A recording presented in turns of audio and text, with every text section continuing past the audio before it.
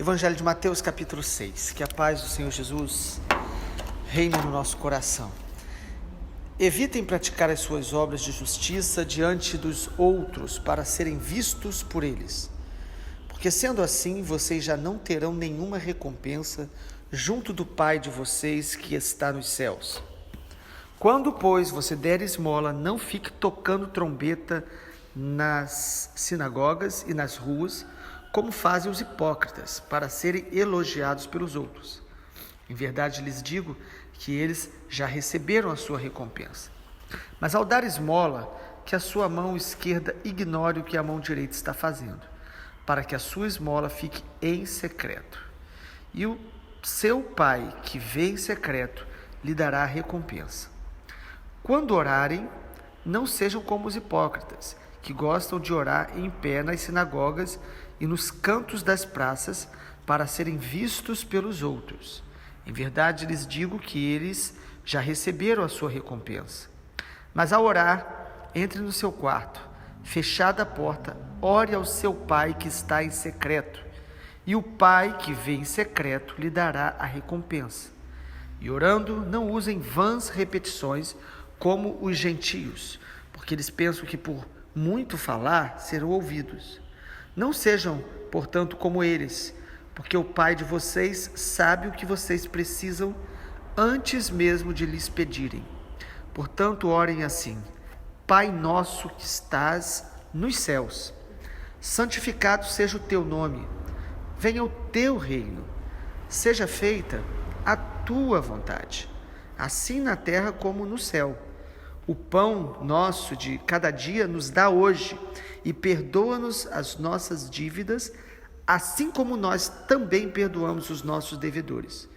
E não nos deixes cair em tentação, mas livra-nos do mal, pois teu é o reino, o poder e a glória para sempre. Amém. Porque se perdoarem aos outros as ofensas deles, também o Pai de vocês, que está no céu, perdoará vocês. Se, porém, não perdoarem aos outros as ofensas deles, também o Pai de vocês não perdoará as ofensas de vocês. Até o versículo 15, Mateus capítulo 6. Nós estamos, então, dentro deste trecho da Palavra de Deus, conhecido como Sermão do Monte, e a gente prefere chamar de Manual do Reino de Deus. Vimos no capítulo 5 os princípios, os fundamentos do Reino de Deus. Lembre-se que Jesus ele veio para ensinar, pregar, anunciar o reino, o governo, a vontade de Deus, que é contrária à nossa opinião, é contrária à nossa cultura, é contrária até mesmo à tradição religiosa. O reino de Deus é a maneira de Deus governar, é a vontade de Deus.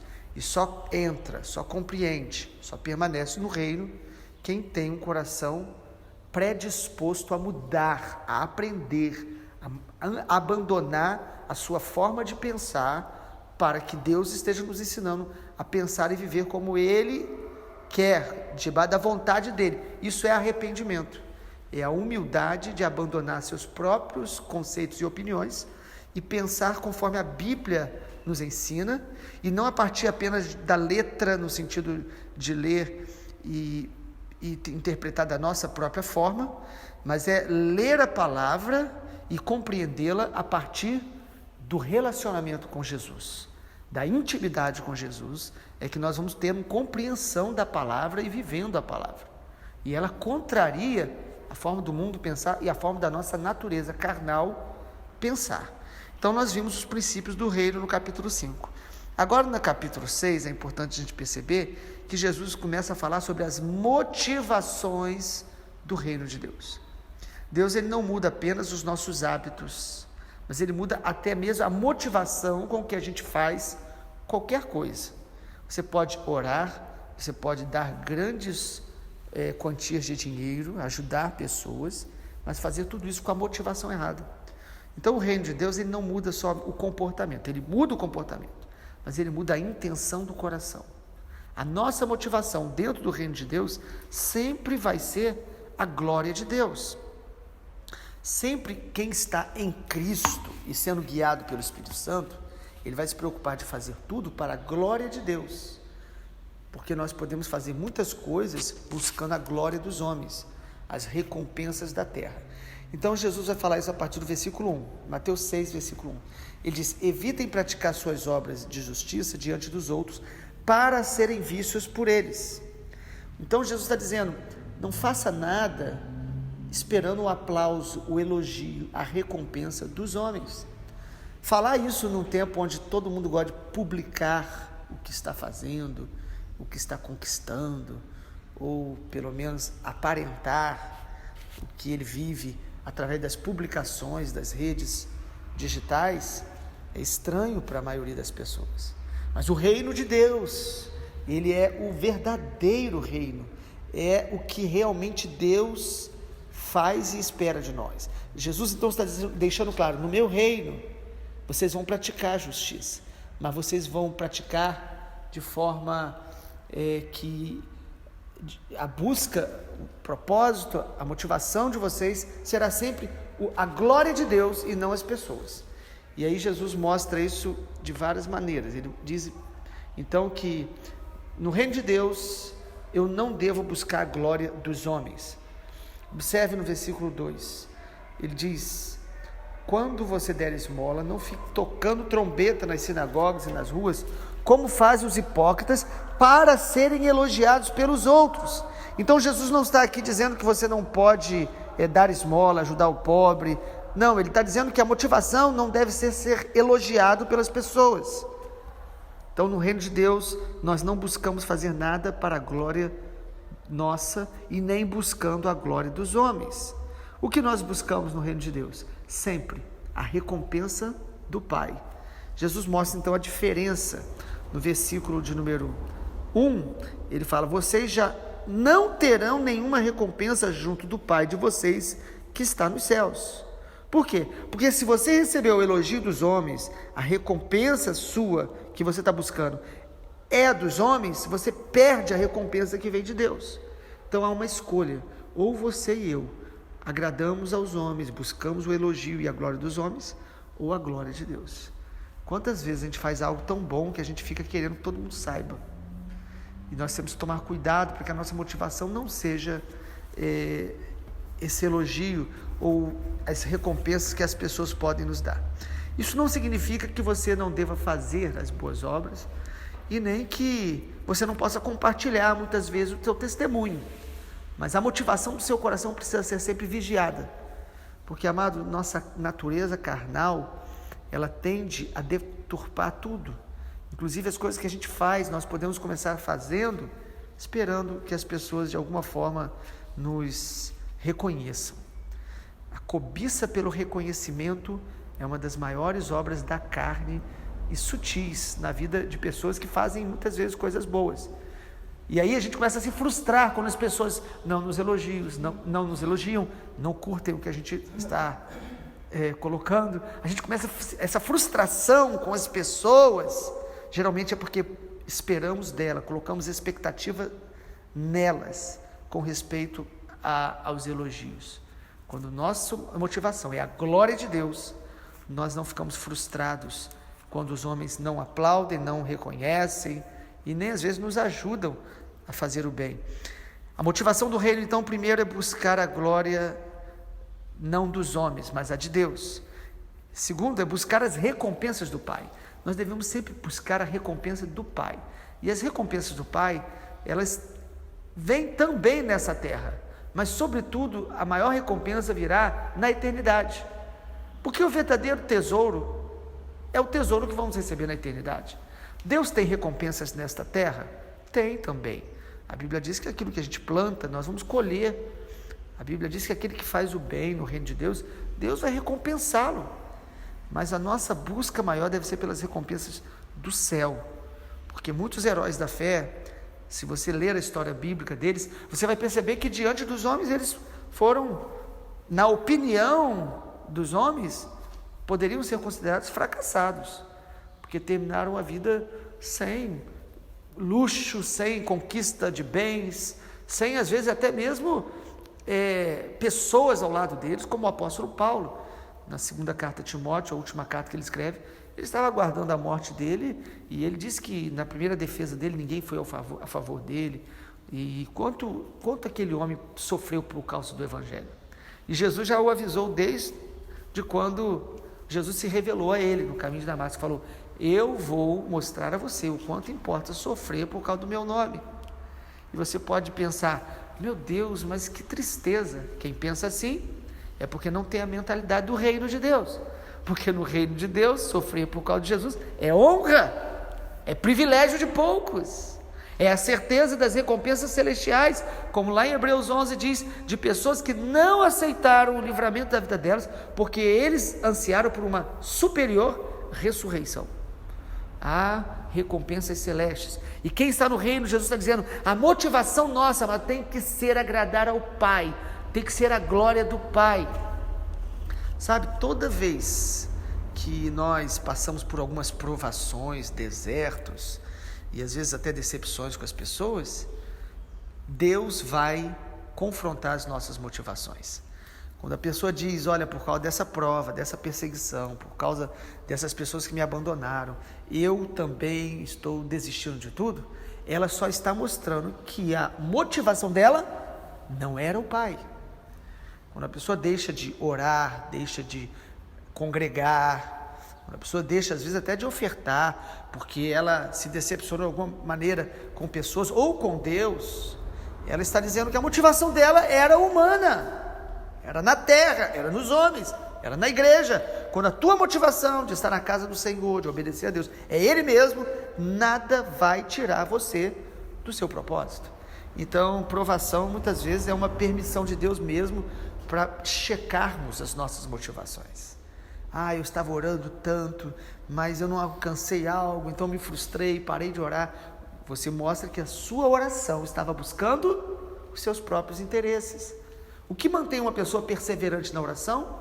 O amor pela glória de Deus, a recompensa do Pai, o amor de estar na presença de Deus por quem Ele é, e Jesus vai falar disso também. Então, primeiro Jesus fala aí da motivação nossa, ser a glória dele, as recompensas dele, e ele vai mostrar isso em três dimensões. Ele coloca ao dar esmola, ao orar e ao jejuar. Vamos falar só um pouquinho hoje.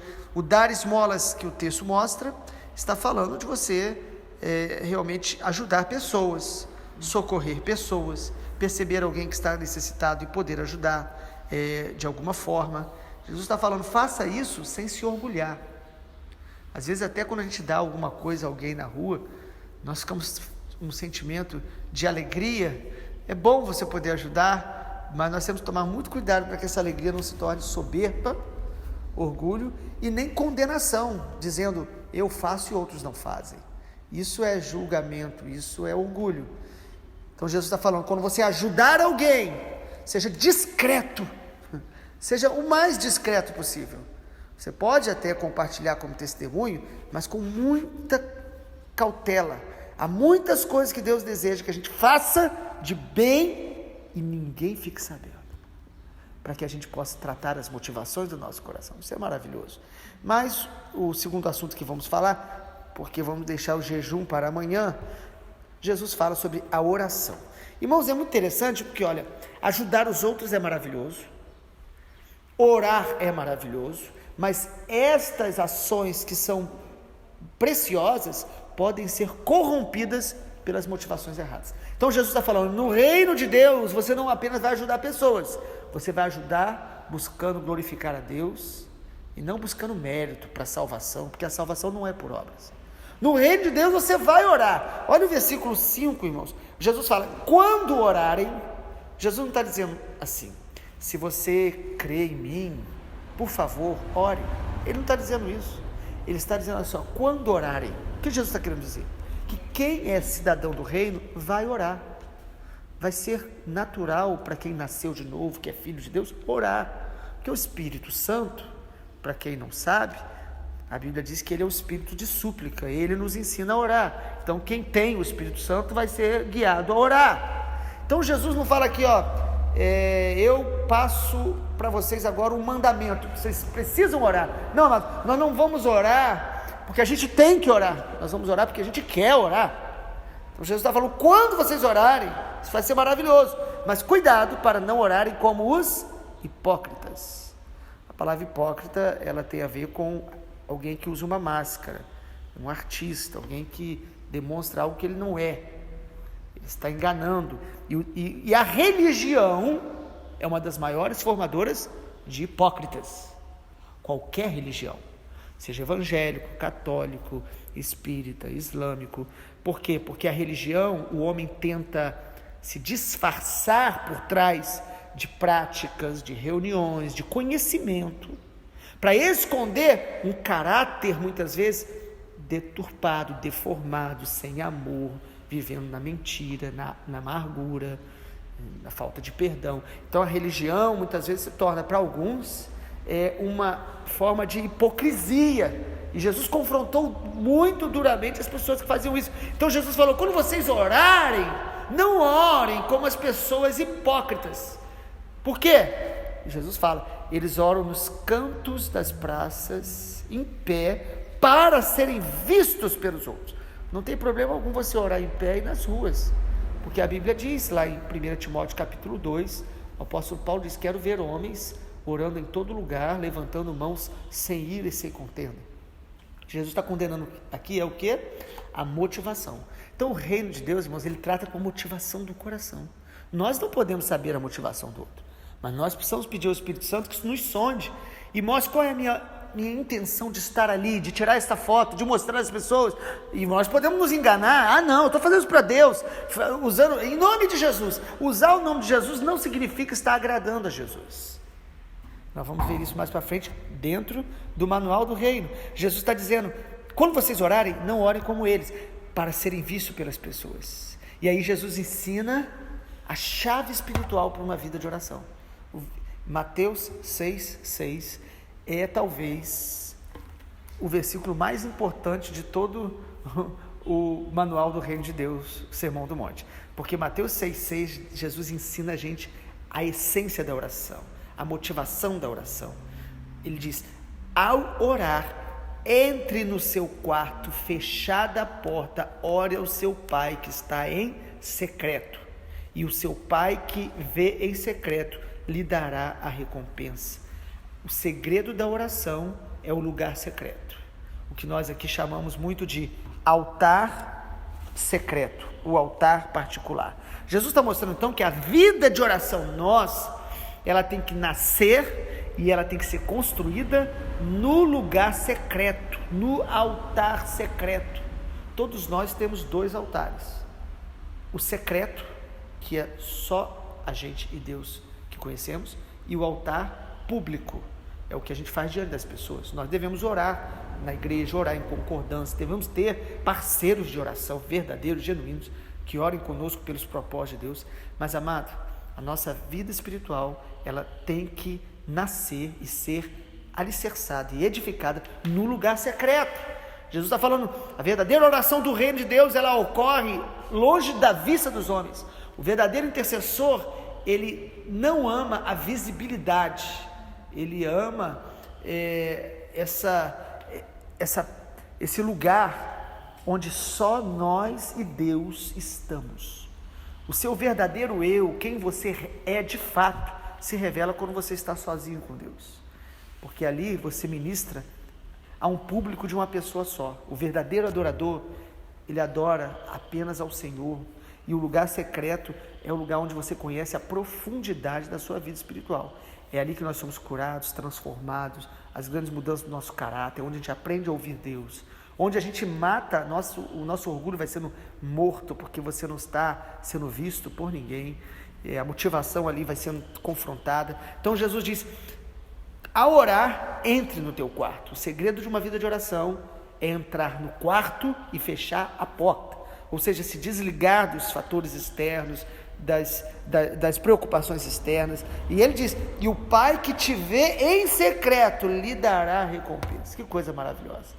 A verdadeira oração é um encontro com o Pai, é a paternidade de Deus, onde nós vamos sendo renovados na identidade de filhos. É ali que nós vencemos o medo, vamos nos tornando corajosos, ousados, vamos vencendo as nossas amarguras, as feridas vão sendo tratadas. Jesus está dizendo: o Pai dará a recompensa. E aí Jesus ensina mais sobre oração. No reino de Deus, o mais importante da oração não é o quanto você repete, ou você fala. Jesus fala no versículo 7, orando não usem de vãs repetições. Você pode até repetir algumas orações todos os dias, por salvação de pessoas, por transformação diária da sua vida, mas Jesus fala contra as vãs repetições. É quando a gente acredita que repetir uma palavra e um tipo de oração só repetindo, isso de alguma forma vai gerar resposta em Deus. E aí Jesus diz que não, no reino de Deus não é assim. Os gentios pensam assim. Jesus está dizendo então que quem não conhece a Deus, ele ora achando que oração é uma mágica. Mas você falar, quem sabe Deus vai fazer, mas não, no reino, Jesus diz que o Pai de vocês sabe o que vocês precisam antes mesmo de lhe pedirem. Então, o relacionamento na oração no reino de Deus é com o Pai, que já sabe o que eu preciso. Então, eu não preciso ficar falando muitas vezes, eu preciso ouvir o Pai, orar de acordo com o coração do Pai, e sabendo que Ele cuida de mim. E aí Jesus ensina a oração. Como orar? Ele ensina aqui um modelo de oração, que nós podemos até orar, sim, mas com consciência, entendimento, não apenas repetindo sem refletir. Mas Jesus aqui ensina como orar. Ele diz, quando vocês orarem, vocês devem orar assim. E Jesus nos dá um modelo que a gente conhece. A maioria das pessoas já ouviu ou conhece essa oração, chamada de Pai Nosso. Na verdade, é a oração que Jesus ensina. E Jesus ensina a oração, então, eu quero destacar aqui, pelo menos 4 aspectos dessa oração. Primeiro, Jesus ensina que oração envolve adorar o Pai. Então ele diz, quando a gente começa a orar, nós devemos orar, Pai nosso que estás nos céus, santificado seja o teu nome. Oração, então, não é uma forma de pedir algo, é um relacionamento, onde a gente adora o Pai, ouve o Pai, é comunhão com a paternidade de Deus. Então é adoração. Ele ensina a gente a começar adorando, Pai nosso, não é só meu, é Pai nosso, nós temos uma família, estás nos céus, o Senhor não pensa como nós aqui da terra, o Senhor está nos céus, que teu nome seja santificado. Isso é adoração.